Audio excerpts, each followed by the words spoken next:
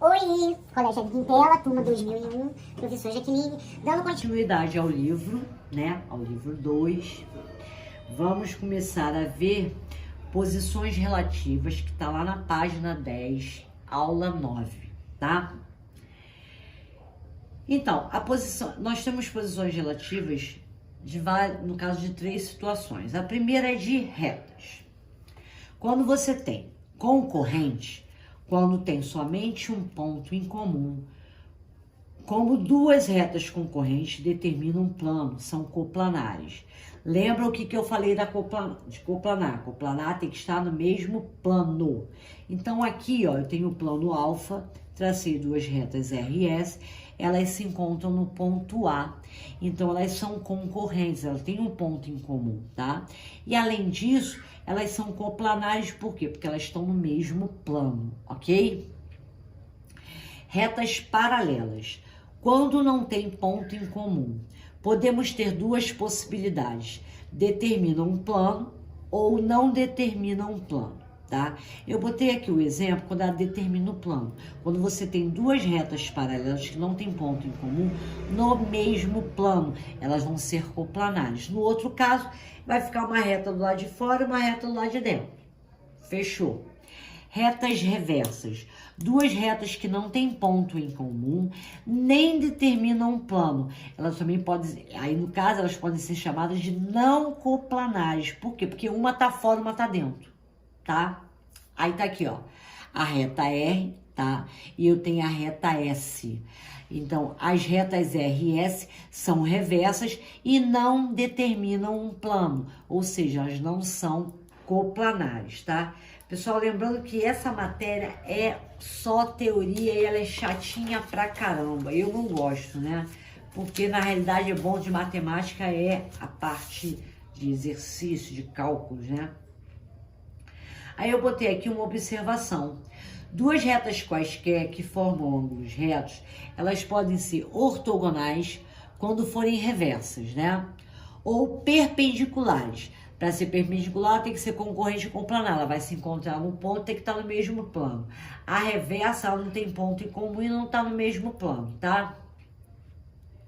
Agora a gente vai ver posições relativas entre uma reta e um plano. Reta contida.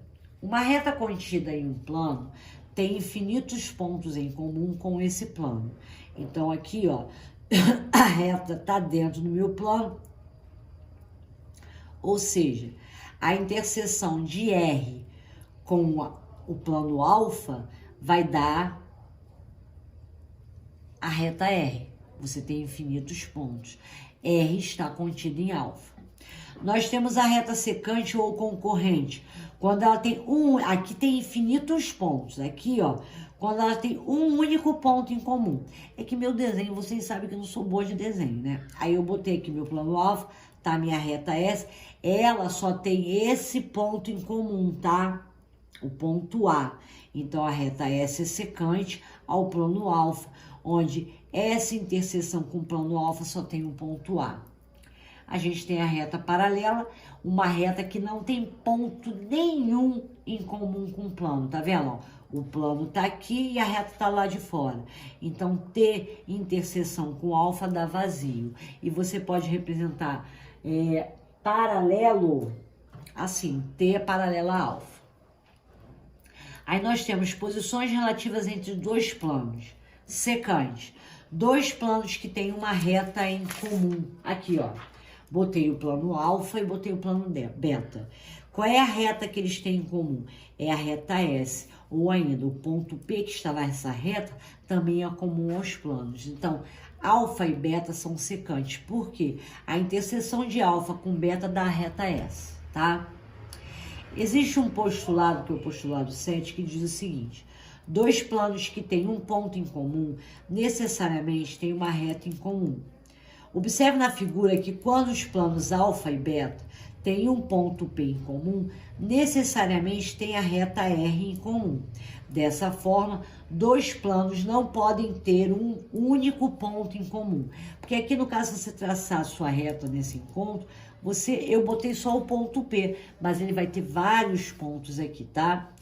E nós temos os planos que são, dois planos que são paralelos, quando não tem ponto em comum, ó, o plano alfa, o plano π. Tá vendo? Eles não se encontram em nada. Então, π e alfa são paralelos, porque a interseção dos dois planos dá vazio. Você também pode representar alfa interseção, não, desculpa, alfa paralela a π. Tem uma observação também. Quando dois planos são secantes e um deles contém uma reta perpendicular ao outro, dizemos que os planos são perpendiculares. Tá vendo? Quando você tem dois planos que eles são secantes, tem uma reta em comum, ou pode até ter, no caso, ter uma reta em comum, se você traçar uma outra reta, você vai ter dois planos perpendiculares. Aí aqui, ó, eu fiz o resumão. Eu tenho posição relativa aqui de reta, número de ponto em comum e coplanar. Quando ela for concorrente, ela tem um ponto em comum e é coplanar. Quando ela for paralela, não tem ponto em comum, é zero e é coplanar. Quando ela for reversa, ela não tem ponto em comum e não é coplanar, tá? Posição relativa de reta e plano. Você tem a posição relativa e a interseção. Reta contida no plano, a interseção é a reta. Reta secante ao plano, a interseção é um ponto. Reta paralela ao plano, a interseção é vazia. E tem, no caso, a posição relativa de dois planos. Você tem plano e secante, ele tem uma interseção de uma reta. Plano paralelo, a interseção é vazia, tá? Então, pessoal, fica aí esse capítulo, eu vou passar exercício, tá? Pra vocês resolverem. Lembrando que essa parte do conteúdo é só teoria. Aí na outra semana a gente vai ter uma live e eu vou fazer a correção de alguns exercícios com vocês, tá? Espero que vocês estejam se cuidando, hein? Um grande beijo, tchau, tchau.